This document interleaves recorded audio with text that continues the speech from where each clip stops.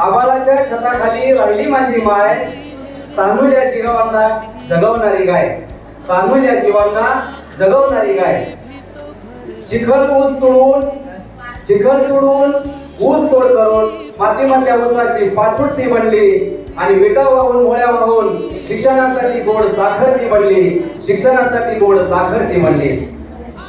गळकी आणि भाड्याची घरं बदलून आई माझी दमली, गळकी आणि भाड्याची घरं बदलून आई माझी दमली. राहायला इंचभर जागा सुद्धा मिळाला, तेव्हा पदरात तोंड धरून ढसाढसा रडली, पदरात तोंड धरून ढसाढसा रडली.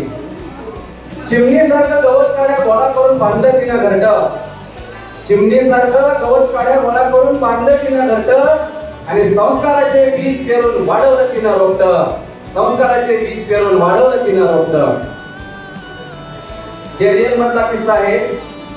टपरी सारख्या घराकडे बघून आलं एक मुकं आणि भैर, टपरी सारख्या घराकडे बघून आलं एक मुकं आणि भैर आणि म्हणतं कसं फुलवून चहाचं हटील आहे काय र, चहाचं हटील आहे काय र.